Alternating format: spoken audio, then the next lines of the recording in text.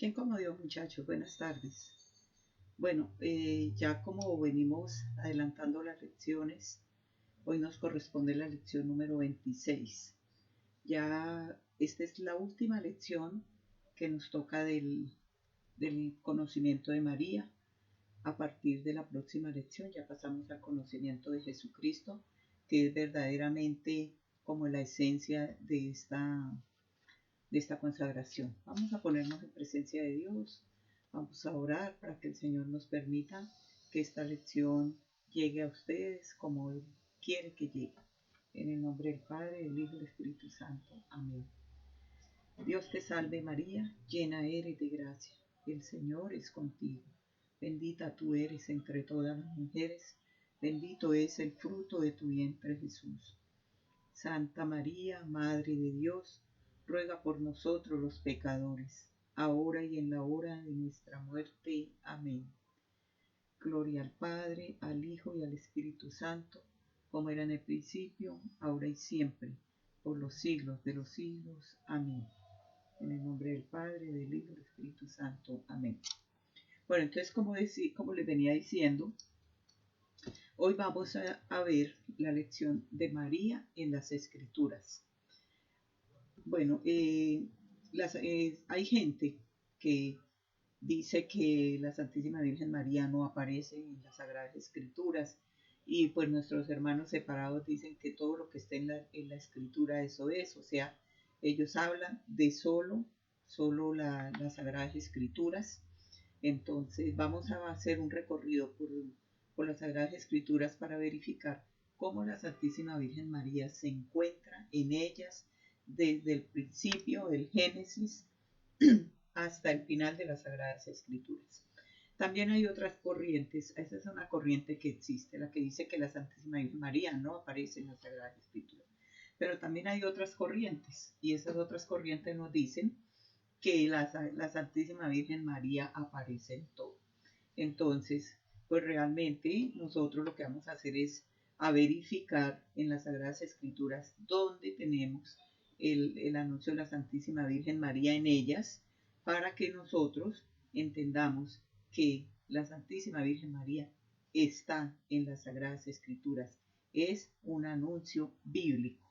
Entonces vamos a ver cómo en el Antiguo Testamento, a partir del Génesis 3:15, cuando nuestros primeros padres pecan, Adán y Eva, nuestro Señor le dice a la serpiente que pondré enemistad entre ti y la mujer. Ahí, cuando Él habla de la mujer, Él no está hablando nada más ni nada menos sino que de la Santísima Virgen María, porque ya había habido el pecado de nuestros primeros padres, Eva ya había pecado. Entonces el Señor ahí coloca como una profecía donde dice que habrá enemistad entre la serpiente y la mujer y todo su linaje. Entonces el Señor le dice, ella te pisará la cabeza mientras tú la acechas para herirla en el calcañar. Entonces, con esta primera profecía empezamos la historia de la salvación. Desde acá ya el Señor tenía pensado cómo iba a hacer ese camino de la salvación, y con la historia de la salvación está dentro de esta historia. Iniciamos con la Santísima Virgen María. El hombre que fue tentado por el maligno optó por ser desobediente, por desobedecerle a Dios que lo había creado, que entonces aparecen el mal, la muerte, la enfermedad, y entra al mundo. ¿Por qué entra el mal, la muerte y la enfermedad y todo al mundo? Por la desobediencia del hombre. Entonces ahí, en ese momento, cuando entra todo al mundo, las puertas del paraíso se cierran totalmente, quedaron cerradas totalmente, y nos correspondió a nosotros el camino por este valle de lágrimas, por el camino que nos correspondió por el pecado de nuestros primeros padres. De ahí que venimos con el pecado original, el cual se borra con el bautismo. Entonces, si alguien no quiere saber nada de la Santísima Virgen María y la quiere sacar de las Sagradas Escrituras, pues también tendría que sacar a Eva de las Escrituras. Tampoco podría saber nada de Eva, porque así como Eva está dentro de las Sagradas Escrituras como nuestros primeros padres, Adán y Eva, así la Santísima Virgen María también fue anunciada a través de la profecía del Señor, cuando le dijo la serpiente que pondría enemistad entre ella y la mujer. Entonces es imposible hablar de la historia de la salvación sin hablar de la Santísima Virgen María. También miramos en el Antiguo Testamento, en Isaías 7:14, ahí viene como el anuncio. Isaías anuncia diciendo que pues bien el Señor mismo va a daros una señal. He aquí que la Virgen está encinta y va a dar a luz un hijo y le pondrá por el nombre Emmanuel. El profeta Isaías en ese momento hace una profecía mesiánica, o sea, del Mesías que vendrá. Entonces, él nos da datos sobre la mujer, casi como en Génesis 3:15 nos decía que esta mujer habría enemistad entre él y la mujer, entre la serpiente y la mujer. En Isaías 7:14 nos dice que esta mujer, la virgen, habrá una virgen que va a estar encinta y que va a dar a luz un hijo que se le colocará por nombre Emmanuel. ¿Qué significa Emmanuel? Dios con nosotros. Entonces, esta mujer que cita el Génesis es la misma mujer que es la virgen que está encinta, según la profecía de Isaías, y que va a dar a luz un hijo varón, ella siendo virgen. Entonces, estas profecías del Antiguo Testamento ya nos están hablando de la presencia de la Santísima Virgen María en el plan de salvación que Dios tiene para la humanidad. Los evangelios de San Mateo y San Lucas dejan bien claro, cuando describen a María, utilizan la palabra griega partenos, o sea, virgen. El único signo dado a Israel para reconocer al Mesías es que nacería de una mujer virgen, ¿sí? Virgen. Si la Virgen María no hubiera sido virgen, no se hubiera cumplido la profecía, entonces no sería la madre del Mesías. Entonces también en Miqueas 5:2 dice: por eso, si Yahvé los abandona, es solo por un tiempo, hasta aquella que debe dar a luz, hasta que aquella que debe dar a luz tenga a su hijo. Entonces volverán a Israel los desterrados. Ahí tenemos también como esa esperanza que le da el profeta Miqueas, donde dice: sí, si en estos momentos el Señor, se sienten que el Señor los ha abandonado, es hasta el día que se produzca la venida del Mesías, que es la Virgen que va a dar a luz un hijo.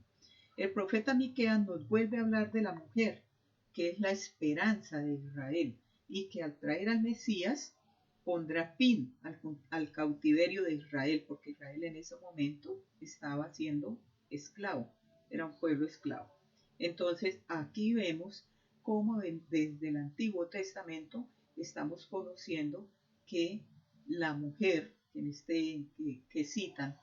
le cita en Génesis 3:15 es la misma mujer que el profeta Isaías da como profecía, diciendo que una mujer va a estar encinta, que va a dar a luz un hijo. Una profecía que el Señor le revela a Isaías. Una mujer virgen, habrá una virgen que esté encinta y va a dar a luz un hijo. Entonces, vamos ahora en el Nuevo Testamento, cómo es la presencia de la Santísima Virgen María. En Lucas 1:26 al 38 aparece ese relato que nos muestra unos aspectos. ¿Cuáles? San Lucas, en su prólogo 1:3, nos dice que lo relatado por él es producto de testigos oculares. O sea, San Lucas dice que todo lo que él escribió en su libro del Evangelio, todo es relatado por personas que estuvieron en el momento de esos hechos, testigos oculares. Entonces nos dice que el cual él organizó ordenadamente. A él le relataban los hechos, las personas, los testigos, y él fue organizándolos ordenadamente. Entonces, si nosotros queremos saber dónde empezó todo y cuál fue el comienzo del cristianismo, debemos llegar obligatoriamente a la Santísima Virgen María. Así como si Abraham, sin Abraham no entenderíamos que hubo una antigua alianza, ¿sí? La alianza que hizo el Señor con Abraham. Tampoco entenderíamos cómo es la nueva alianza sin María, no podría haberla, porque con María estamos con la nueva alianza. San Lucas nos dice que recurrió al origen de los datos de las personas que fueron testigos de estos hechos. Y esa afirmación nos lleva a la Santísima Virgen María. O sea, eso nos da a entender que San Lucas, habló con la Santísima Virgen María, que de boca de ella escuchó muchas de las cosas, por no decir todo el tema referente al nacimiento y a todo el tema de nuestro Señor de Jesús. Entonces, ella fue la testigo de la anunciación. Ella fue la que le contó a San Lucas cómo había sido la anunciación. Entonces, ¿cómo fue esto? Primero fue a una joven virgen. San Lucas relaciona e identifica a esta joven virgen con la profecía de Isaías, del que ya estábamos hablando, de Isaías 7:14. Y luego nos dice San Lucas que esta joven virgen estaba desposada con un hombre llamado José, y que ese hombre era de la familia de David, o sea, del rey David. Él venía como de la genealogía del rey David. Entonces el Mesías, según las escrituras, debía ser de la casa de David, ¿sí? La promesa de Dios debía cumplirse. Entonces la joven virgen estaba desposada con José, un descendiente de la casa de David, y que el nombre de la Virgen era María. 2 veces utiliza Lucas el título de Virgen.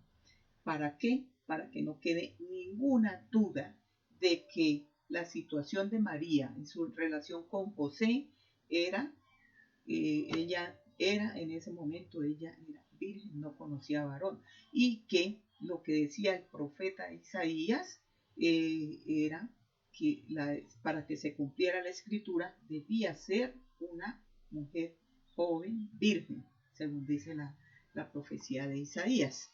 También San Lucas nos dice que el nombre María, este nombre María, significa señora. Este nombre María significa señora.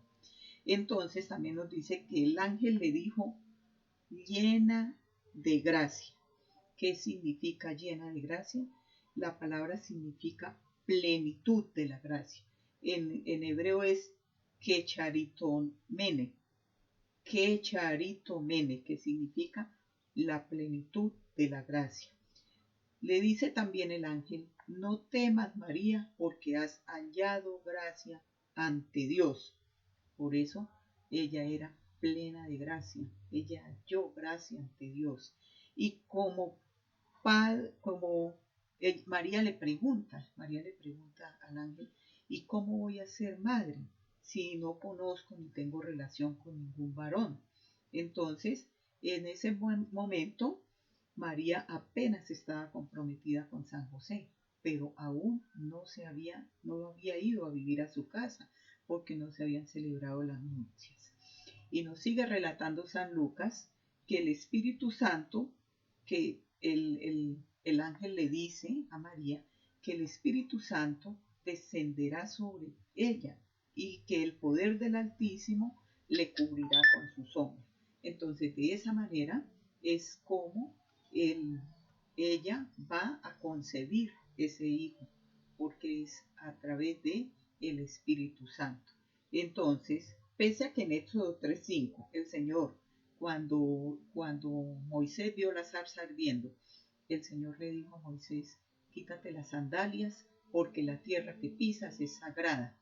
También cuando Uzá, que tocó el arca de Dios, murió, o sea, pese a que con ellos fueron situaciones muy diferentes, ¿sí? Porque el Señor a ellos les exigió de otra manera. A la Santísima Virgen María, en la anunciación, en el momento de la concepción del niño, desciende sobre ella una nube, ¿sí? Y ella queda hecha posesión de Dios y queda santificada por la sombra de esa nube para siempre. El Espíritu Santo la cubrió con su sombra, vino una nube, la cubrió con su sombra, y ahí en ese momento ella quedó totalmente hecha posesión de Dios, porque concibió el Hijo de Dios, el Hijo de Dios. Entonces nos sigue relatando San Lucas que la Santísima Virgen María le dice: he aquí la esclava del Señor, hágase en mí según tus palabras. Entonces, con esta palabra, con eso que dice la Santísima Virgen María, he aquí la esclava del Señor, hágase en mí según su palabra, con eso es el momento en que entra la salvación al mundo. Entra. ¿Por qué? Porque María fue obediente al querer de Dios. Entonces entra la salvación al mundo. Si por la desobediencia de Eva entró la perdición a este mundo, por la obediencia de María entra la salvación al mundo. Entonces, si vamos a hablar de la caída de Eva, también tenemos que hablar de la salvación a través de la Santísima Virgen María. No podríamos dejar de hablar de la salvación si no hablamos de la Santísima Virgen María. Y bueno, continuando con el relato, en Lucas 1, 39, 49, el relato de la visitación de María a Isabel.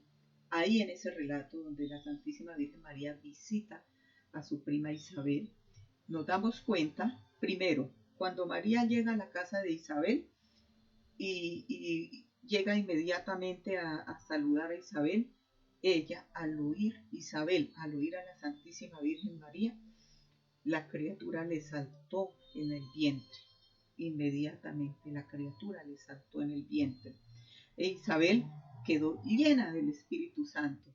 ¿Por qué? Porque la Santísima Virgen María llevaba, ella es la esposa del Espíritu Santo, entonces llevaba el Espíritu Santo en su interior, en ella misma. Donde llega la Santísima Virgen María, llega el Espíritu Santo. Entonces, la exclamación de Isabel fue: bendita tú entre las mujeres. Así de una vez Isabel le dice. ¿Por qué Isabel le dice bendita tú entre las mujeres? Porque sabemos que Isabel era una persona conocedora de las Escrituras, y ella sabía que ella conocía que estaba la profecía de la Virgen que iba a quedar encinta. Entonces, Isabel también conocía un pasaje de la Biblia en Jueces 5:24, donde habla bendita entre las mujeres. Pues ella por eso exclama de esa manera. Bueno, el versículo 43 es esencial. Dice: ¿de dónde a mí que la madre de mi Señor venga a visitarme? Señor significa Kyrios, que es Adonai. Kyrios, que es igual a Adonai, y Adonai en hebreo significa Señor. Por lo tanto, si Isabel le dice que la madre de mi Señor venga a visitarme, le está diciendo que la madre de Dios, le está diciendo que es la madre de Dios. Llama a María madre de Adonai, y o sea, madre de Dios. Entonces, mire que sí es bíblico que María es la Madre de Dios. No debemos dejarnos confundir, por eso hay que hacer este análisis concienzudo, donde nos vamos dando cuenta que en las Sagradas Escrituras sí está la presencia de María desde el principio, a través del Génesis hasta el Apocalipsis. Entonces, el versículo 48, en el versículo 48, María hace una profecía y es la que nosotros conocemos como el Magnificat. Entonces ella dice, en adelante todas las generaciones me llamarán bienaventurada. Y hoy en día todos la llamamos bienaventurada. Toda la iglesia la llama bienaventurada y ha sido llamada bienaventurada por todas las generaciones. Ahora, en el versículo 56 dice que María permaneció 3 meses con Isabel y luego se volvió a su casa. Esto concuerda con el libro segundo de Samuel 6:11, en la cual el arca de Yahvé permaneció en casa de Obedón 3 meses y Yahvé bendijo a Obedón y a toda su casa. San Lucas, al decir que María se quedó 3 meses en casa de Isabel, pone a María en similitud con el arca de la alianza. Por eso María es el arca de la nueva alianza, que lleva en su seno al Salvador de todas las edades. Entonces, esos 3 meses se asemejan con los 3 meses que duró el arca de la alianza en la casa de Obedón. Bueno, Lucas 2, 25, 35, cuando María lleva al niño para presentarlo en el templo y aparece el anciano Simeón. Y él también en ese momento se llena del Espíritu Santo. Vuelvo a decir, o sea, donde está la Santísima Virgen María está el Espíritu Santo. Entonces en ese momento se llena el Espíritu Santo y le dice a la Santísima Virgen María que estará puesto que Jesús, dice de Jesús, que estará puesto para caída y levantamiento de muchos. Ahí mismo también le dice que una espada de dolor le atravesará el pecho para que sean manifestados los pensamientos de muchos corazones. O sea, ahí está también la profecía de Simeón, donde le está anunciando la Santísima Virgen María todo el dolor que va a sentir cuando su hijo sea entregado. Entonces una espada de dolor le atravesará el pecho. Él también lleno del Espíritu Santo. En Lucas 2:51 nos dice la obediencia de Jesús, que Jesús, luego de ser encontrado en el templo con los maestros de la ley, se viene con la Santísima Virgen María a Nazaret y vivió sujeto a ellos todo el tiempo, y que la Santísima Virgen María todo esto lo guardaba en su corazón. Entonces, ahí nuestro Señor nos está dando el ejemplo del mandamiento de honrar a padre y madre. Jesús honraba a padre y madre. Dios siendo su Padre Dios y su Madre María. Entonces, si queremos imitar a Jesús, hay que hacer lo mismo. Hay que adorar a Dios, honrar a María y de esta manera podemos complacer al Señor. En Juan 2:15, María es la mujer que está atenta a las necesidades de los hombres. En Juan 2:15 es la boda de Caná. Entonces, cuando María le dice a Jesús, él le contesta, le dice a Jesús que se ha acabado el vino, él le contesta que aún no ha llegado la hora, que todavía no es su hora. Pero las únicas palabras que encontramos de la Santísima Virgen María en el Evangelio es: hagan lo que Él les diga. Razón por la cual la Santísima Virgen María, con estas palabras, prácticamente nos dejó ese testamento donde dice: hay que hacer todo lo que el Señor nos dice. Hagan lo que Él les diga. Entonces, hay que hacer la voluntad de Dios. Hay que hacer lo que Dios nos dice. Eso fue lo que nos dejó la Santísima Virgen María en la enseñanza. Es algo grande. Los evangelistas dicen que prácticamente es también un evangelio. Si nos ponemos a desglosar lo que la Santísima Virgen María nos dice, hagan lo que Él les diga, es porque si siguiéramos estas palabras de la Santísima Virgen María, no cometeríamos pecado, porque haríamos solamente lo que el Señor nos dice. En Juan 19:25 nos habla en Génesis 3, Dios le da una profecía a Eva de que la descendencia de la mujer pondrá sobre, la cabeza de pisará la cabeza de la serpiente, y que siempre habrá guerra entre los seguidores de la serpiente y los hijos de Dios, ¿cierto? Entonces, esta profecía se da al pie de la cruz. En Juan 19, 26, 27, Jesús se entrega a María como madre, se la entrega a Juan, ¿sí? Y estas palabras tienen un valor redentor. Juan recibe a María como madre. Y aquí comienza el ciclo donde los hijos de la mujer lucharán con la serpiente antigua y la vencerán. ¿Quiénes son los hijos de la mujer? Todos nosotros, porque la Santísima Virgen María, cuando Juan la acepta como madre, ella se convierte en la madre de todos nosotros.